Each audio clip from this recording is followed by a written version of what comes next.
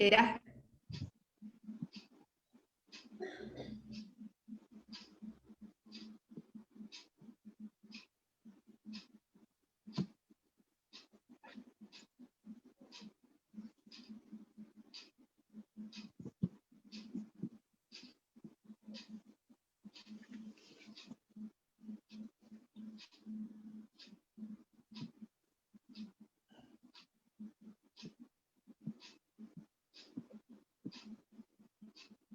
Assalamualaikum warahmatullahi wabarakatuh and a very good evening to everyone. Selamat malam semua. Malam ni kita ada sesi live bersama dengan tetamu istimewa pada malam ini iaitu Prof Zainab Ngaini. Jadi apa topik kita malam ni?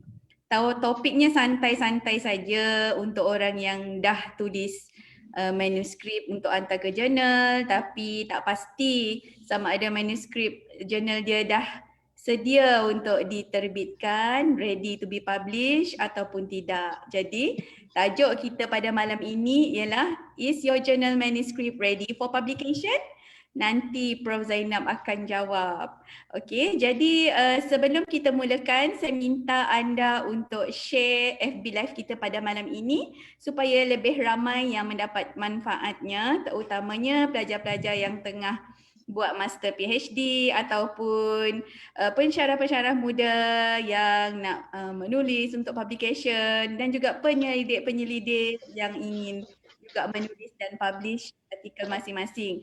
Lagi ramai yang tahu ilmu malam ni, lagi banyak pahala anda dapat. Dan yang kedua, tuliskan nota di bahagian komen sekiranya anda dapati ada sesuatu yang bermanfaat supaya rakan-rakan anda yang masuk lewat sikit, dia boleh tahu kita dah bincangkan setakat mana ya. Okey, Prof Zainab, apa khabar Prof? Khabar baik. Assalamualaikum Rafi'ah, Dr. Rafi'ah. Terima kasih ya menjemput. Berseri-seri Prof malam ni. Terima kasih ya sudi bersiaran bersama saya malam ni melalui FB Live di FB page saya. Dan malam ni Prof kita nak discuss sikit dan kongsi sikit dengan rakan-rakan kita di luar sana berkenaan topik yang agak hangat. Kita dah tulis paper ni, dah tulis manuskrip jurnal tapi tak tahu sama ada manuskrip kita ni dah sedia untuk dipublish ke macam mana. Jadi macam mana kita nak tahu ciri-ciri artikel ataupun manuskrip yang dah sedia untuk dipublish dan macam mana pula rupa yang belum sedia untuk dipublish Prof. Saya serahkan malam ini kepada Prof untuk 20 minit ya. Silakan Prof. Terima kasih Dr. Rafi'ah, terima kasih kepada semua rakan-rakan FB, anak-anak, adik-adik di luar sana. Terima kasih sudi untuk mendengar ya, apa yang saya dapat kongsikan berdasarkan pada pengalaman ya. Bila kita menentukan sama ada apa yang kita tulis tadi ready atau tidak untuk dipublish. Ya. Saya rasa dalam masa 20 minit ni agak limited sebab selalunya perkongsian begini ialah satu ciri yang kami saya dengan Dr. Rafi'ah selalu gunakan dalam workshop ya. Workshop pertama dan kedua dan akan datang Dr. Rafi'ah akan remind nanti workshop yang seterusnya. Tapi ini saya kongsikan kadang kita lupa kita asyik menulis saja kita lupa sama ada kualiti manuskrip kita tadi benar-benar sudah mencapai tahap kualiti yang sebenar atau tidak. Okey, saya akan kongsikan 6. Saya tak sabar hari ini untuk kongsi bersama adik-adik dan juga kawan-kawan yang early researchers ya. Kadang-kadang bila kita menulis kita lupa adakah apa poin-poin penting ya. Saya akan kongsikan sikit saja 6. Kriteria yang penting. Yang pertama ialah original result or method ya. So the first thing first kalau kita nak tahu sama ada manuskrip kita sesuai atau ready atau tidak ya. Bila kita kata readiness maksudnya kerja-kerja makmal sudah selesai dan kita kadang-kadang sudah selesai tapi kita tidak menulis. Tapi sekarang ni manuskrip tadi perlu ditulis dan macam mana kita nak menulis supaya dia sesuai untuk dipublish. Yang pertama ialah original result dan method. Ya, the first thing first ialah manuskrip tadi sepatutnya ataupun perlulah interesting, it's new and interesting finding or method. So of course when we publish, we try to find the current and hot topic. Saya akan bincangkan dua bahasa, jadi senang untuk kita nak mengulas kalau ada soalan-soalan dalam bahasa Inggeris atau bahasa Malaysia. So original method atau original result selalunya kita melihat pada latest trend. Apa trend terkini? Kalau kita bercerita pasal COVID, jadi result kita mesti sesuai dengan zaman sekarang. Kita tidak boleh bercerita mengenai cerita-cerita pasal avian flu, H1N1, tapi apa kaitan dengan COVID yang sekarang? Maksudnya must be original result. Kita melihat yang terkini, latest trend and hot topic. And the second one is on the significant enhancement of the result. Ini selalunya kita akan melihat kepada problem statement yang kita propose semasa kita buat kajian, ataupun kita senang kata research gap, tersilap jadi grab lah, research gap. So significant enhancement based on research gap, maksudnya kita dah selesaikan, have we provide the solution to the difficult or current situation. Maksudnya sampai di mana gap tadi, dan kita sudah ke arah ke depan, enhancement of the result ataupun enhancement of the findings yang kita boleh tulis. Ini yang ditunggu-tunggu oleh reviewers. Apa yang kajian kita dah peringkat di mana yang boleh boleh diterima oleh reviewer untuk dipublish. Maksudnya kalau kita punya kajian masih lagi bercerita mengenai yang terkini ataupun yang orang dah publish, maksudnya dia tidak menyelesaikan, we not giving any new solution to the current situation. So yang ketiga, bila kita menulis sepatutnya up to date review of a subject. Maksudnya sama ada kadang-kadang kita buat kajian semasa kita buat masters ataupun PhD dah lama dah.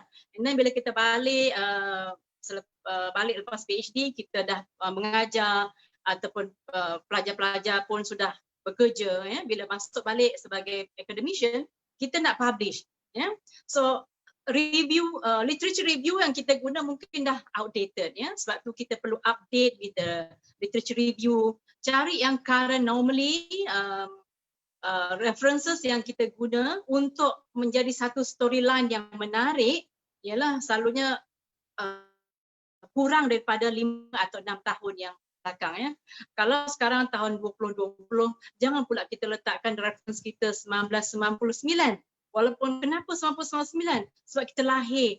Saya lahir tahun tu signifikan. Tidak ada signifikan dalam kajian, sebab sekarang zaman-zaman yang siapa yang paling cepat, siapa yang paling menghasilkan manuskrip yang menarik yang akan diterima, sebab highly competitive.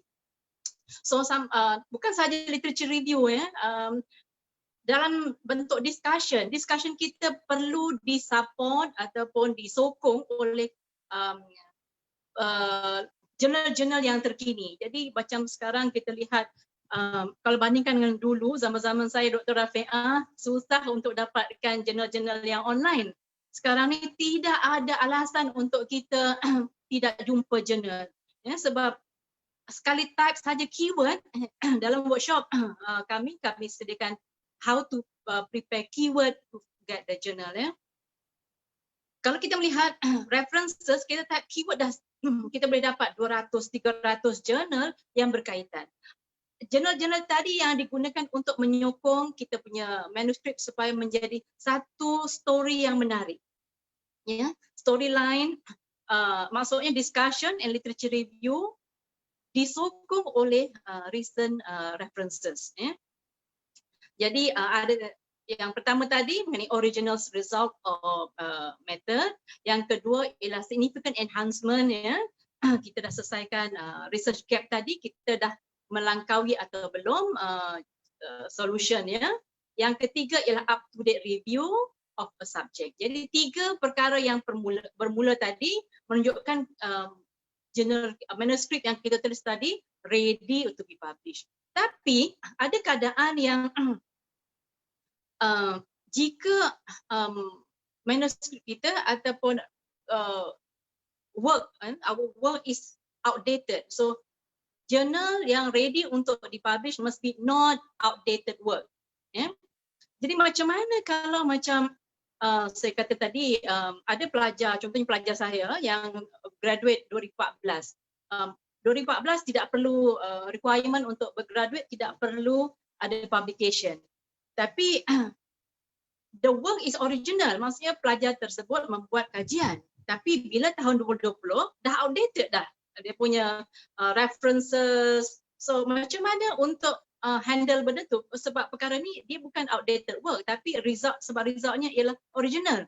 Jadi dalam workshop nanti, workshop yang ketiga yang kami panggil bootcamp, kami akan ajar macam mana untuk handle senario kalau original data semasa masters atau PhD tadi yang kita akan publish 2 atau 4 tahun kemudian. So macam mana solution yang kita akan kongsi bersama ya. Untuk sedikit tips ya, cara ialah kita cuba untuk mencari reference yang terkini untuk menyokong jurnal-jurnal tadi. Sebab kalau kita ambil contoh BioResal misalnya kan, BioResal daripada POME, ramai orang buat. Bila tahun 2020 benda tu dah jadi outdated, tapi data yang kita dapat tadi adalah original.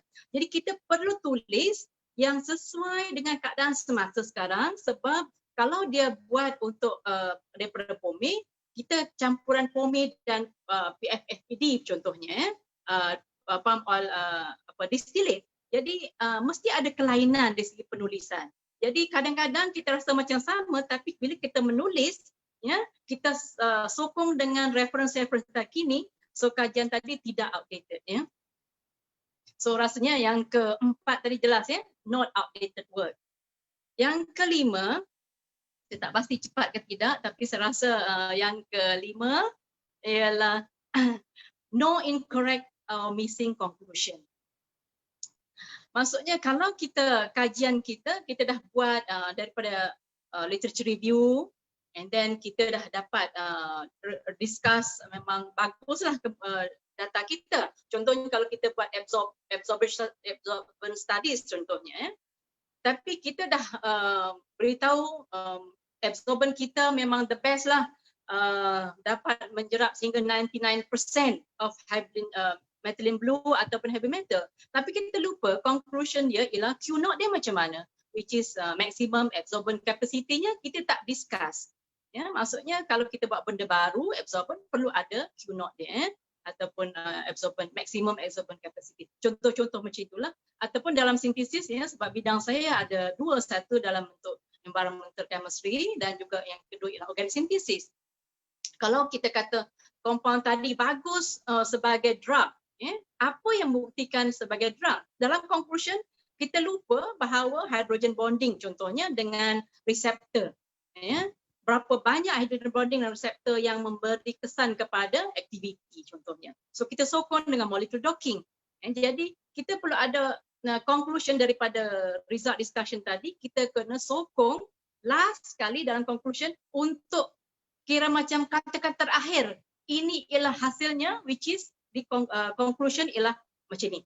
Ya, jadi jangan lupa, jangan tertinggal conclusion yang menarik tadi ya. Yang keenam iaitu no duplication of published work.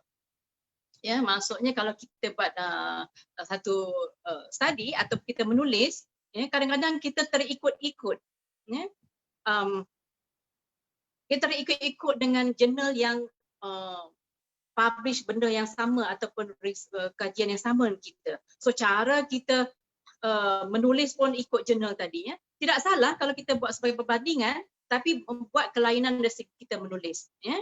Contohnya kalau kita, macam mana kita nak tahu tidak ada duplication, the first thing yang paling mudah ialah Google Scholar. Itu paling mudah sekali lah. Google Scholar kalau kita type keyword, akan keluarlah 200 atau 300 jurnal yang mengatakan ini tajuk yang sama. Tapi kalau kita tengok ya, screens one by one, kita akan nampak ada ketidaksamaan yang kita boleh tulis untuk menyokong result kita. Ya. So saya pernah ada pengalaman untuk pelajar saya bila kami synthesize benda yang baru, kami synthesize chalcone, kami gunakan untuk sebagai liquid crystal dan juga biological activity. Sampai for months buat tak dapat, and then what we do ialah kami tukar solvent gunakan metanol, contoh yang paling mudah lah. Tapi at the same time bila kami dah dapat semua keputusan tadi, result pun dah bagus, and then ready untuk dipublish, ada satu paper yang sama tak keluar, which is the same. Tapi bila kami tengok mesti ada kelainan. Apa kelainannya? Kat situ metodnya mungkin sama, guna metanol dan juga compoundnya, tapi application berbeza. Jadi mesti ada kelainan, which is kami gunakan untuk sebagai liquid crystal dan juga biological activity, tapi mereka menggunakan untuk surfactant. Jadi jangan kata compound tu mesti sama akan menjadi sama. Dia tidak duplicate dari segi 100%, tapi application berbeza. Dan juga method kita akan gunakan sedikit berbeza, sama ada dia room temperature ataupun kita reflux.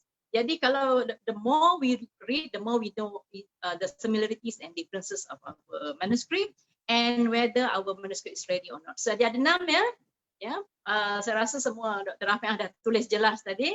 Yang saya nampak yang missing satu, yang kelima. Yang kelima tadi ialah no incorrect or missing conclusion. Jadi lepasnya ada quiz sorry saja, joke saja di situ. Sebab ini 6 perkara yang untuk kita sentiasa ingatlah.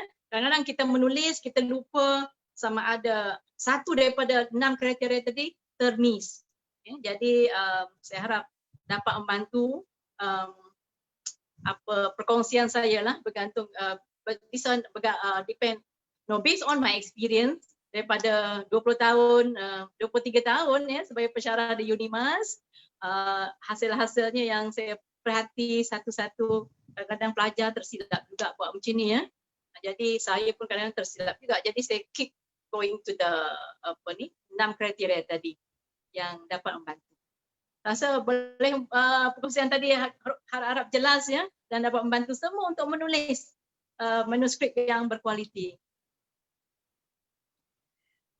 Terima kasih banyak Prof. Yang saya dapat salin ni kriteria-kriteria dia, yang pertama mesti ada original results and methods.